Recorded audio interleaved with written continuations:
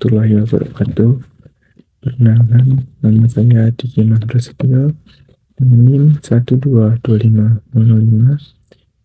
dari Ekonomi Syariah, Fakultas Syariah Hukum dan Ekonomi Islam. Hari ini saya akan membawakan tugas video presentasi tentang perkembangan hukum Islam dan implementasinya dalam ekonomi syariah. Itu bisa disebut juga merangkum yang telah dipelajari dari bab 1 hingga 12. Pendahuluannya, hukum Islam merupakan sistem hukum yang bersumber dari wahyu Allah Subhanahu wa Ta'ala dan dikembangkan melalui proses intelektual umat Islam.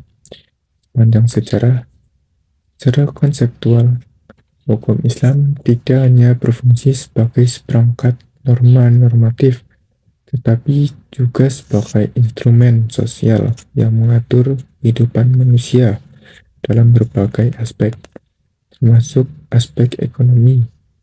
Oleh karena itu, memahami perkembangan historis dan metodologis hukum Islam menjadi penting untuk melihat relevansinya dalam konteks kontemporer. Pada bab 1, yang pertama, yaitu periode pertumbuhan hukum Islam pada masa Rasulullah SAW. Pada masa Rasulullah SAW, hukum Islam berada pada fase formatif. Hukum belum terpisah sebagai disiplin ilmu, melainkan menyatu dengan risalah kenabian. Al-Quran sebagai sumber utama hukum diturunkan secara bertahap untuk membimbing masyarakat menuju tatanan sosial yang adil dan beradab. Sunnah Rasulullah berfungsi sebagai penjelas dan penguat dan pelengkap terhadap ayat-ayat Al-Quran. Secara teoritis, hukum Islam pada masa ini bersifat teosentris, artinya berpusat pada kehendak ilahi, namun sekaligus antroposentris karena memperhatikan kebutuhan manusia. Contoh kasusnya yaitu penetapan hukum waris Islam yang menggantikan sistem patriarkal Arab pra-Islam, sehingga perempuan memperoleh hak ekonomi yang jelas dan terukur.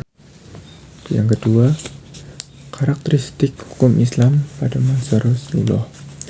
Karakteristik hukum Islam pada periode Rasulullah dapat dijelaskan melalui 3 prinsip utama.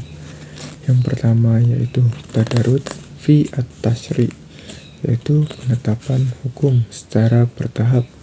Yang kedua, murunah, yaitu fleksibilitas hukum dalam penerapan. Ketiga, tahqiq al-maslahah, yakni orientasi pada kemaslahatan umat. Dalam perspektif teori hukum, karakteristik ini menunjukkan bahwa hukum Islam tidak hanya menekankan kepatuhan formal, tetapi juga efektivitas sosial. Contoh kasusnya yaitu tahapan pengharaman riba menunjukkan pendekatan preventif dan transformatif dalam pembentukan hukum ekonomi Islam. Yang ketiga yaitu ada periode Khulafaur Rasyidin, perkembangan hukum dan ijtihad sahabat. Pada masa Khulafaur Rasyidin, hukum Islam memasuki fase pengembangan rasional. Sumber hukum tetap Al-Quran dan Sunnah, namun peran ijtihad menjadi semakin signifikan. Ijtihad dapat dipahami sebagai upaya intelektual maksimal untuk menemukan hukum terhadap persoalan yang tidak diatur secara eksplisit dalam nas. Secara metodologis, ijtihad sahabat mengedepankan prinsip maqasid syariah, yaitu tujuan-tujuan dasar hukum Islam. Contoh kasusnya yaitu kebijakan Umar bin Khattab dalam pengelolaan Baitul Mal sebagai institusi keuangan negara Islam. Yang keempat, yaitu mekanisme penyelesaian sengketa dan ijtihad sahabat. Penyelesaian sengketa pada masa sahabat dilakukan melalui lembaga peradilan yang sederhana yang menjunjung tinggi asas keadilan substantif. Kodi berfungsi tidak sekedar sebagai penegak teks hukum, tetapi juga sebagai penjamin nilai keadilan sosial. Ijtihad sahabat bersifat kontekstual, artinya mempertimbangkan kondisi sosial, ekonomi, dan politik masyarakat. Contoh kasusnya yaitu penangguhan penerapan hudud pencurian pada masa kelaparan sebagai bentuk ijtihad berbasis kemaslahatan. Yang kelima yaitu ada periode Bani Umayyah, politik hukum dan situasi peradilan. Pada masa Bani Umayyah, hukum Islam mengalami proses institusionalisasi. Hukum tidak lagi hanya bersifat normatif, tetapi menjadi bagian dari sistem administrasi negara. Dalam teori hukum publik, periode ini menandai awal diferensiasi antara kekuasaan eksekutif dan yudikatif. Namun demikian, intervensi politik terhadap hukum masih sering terjadi. Contoh kasusnya yaitu pengangkatan kodi resmi di wilayah-wilayah kekuasaan Islam sebagai upaya standarisasi hukum. Yang keenam yaitu ada kodifikasi dan perkembangan hukum ekonomi syariah. Kodifikasi hukum ekonomi syariah merupakan proses penyusunan norma muamalah secara sistematis untuk memberikan kepastian hukum. Secara konseptual, hukum ekonomi syariah bertujuan menciptakan keadilan distributif dan mencegah eksploitasi ekonomi. Fikih muamalah berkembang sebagai cabang ilmu hukum Islam yang mengatur hubungan ekonomi antar individu dan institusi. Contoh kasusnya yaitu formalisasi akad murabahah sebagai instrumen pembiayaan perdagangan.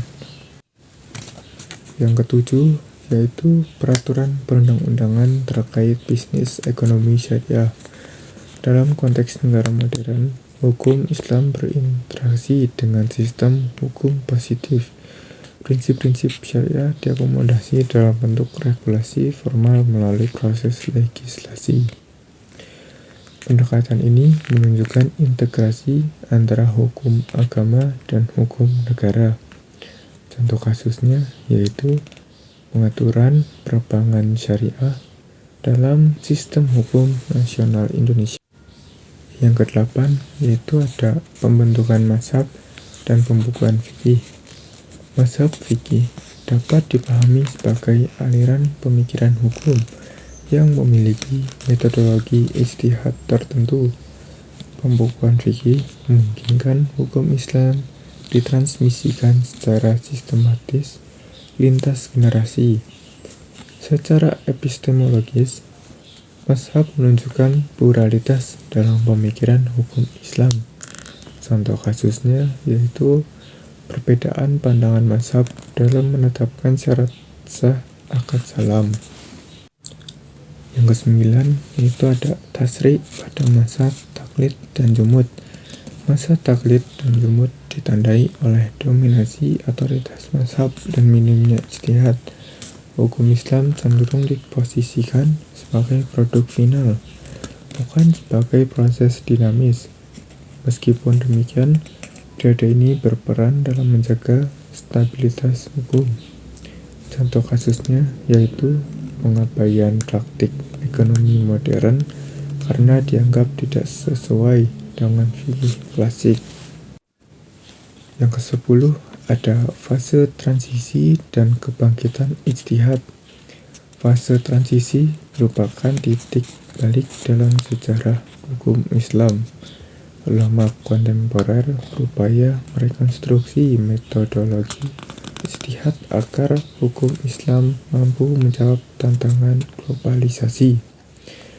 Pendekatan maqasid syariah menjadi kerangka utama dalam pembaruan hukum. Pendekatan maqasid syariah menjadi kerangka utama dalam pembaruan hukum. Contoh kasusnya yaitu legitimasi akad hybrid dalam keuangan syariah modern. Yang ke-11 ada implementasi fatwa MUI dalam praktik ekonomi syariah. Fatwa TSN MUI berfungsi sebagai instrumen normatif dalam menjembatani fikih klasik dengan praktik ekonomi modern. Fatwa ini memiliki kekuatan moral dan yuridis dalam sistem keuangan syariah. Contoh kasusnya, fatwa MUI tentang pembiayaan murabahah dan ijarah pada lembaga keuangan syariah. Yang ke-12, ada peran peradilan agama dalam penyelesaian sengketa ekonomi syariah. Peradilan agama berfungsi sebagai institusi yudisial yang menjamin kepastian dan keadilan hukum ekonomi syariah. Hakim dituntut memahami fikih muamalah dan hukum positif secara integratif. Contoh kasus, putusan pengadilan agama dalam sengketa pembiayaan syariah antara bank dan nasabah. Penutupnya yaitu sebagai kesimpulan, perkembangan hukum Islam menunjukkan proses antara wahyu, rasio, dan realitas sosial. Implementasi hukum Islam dalam ekonomi syariah membuktikan bahwa syariat Islam bersifat universal dan relevan sepanjang zaman. Sekian dari saya, semoga bermanfaat. Wassalamualaikum warahmatullahi wabarakatuh.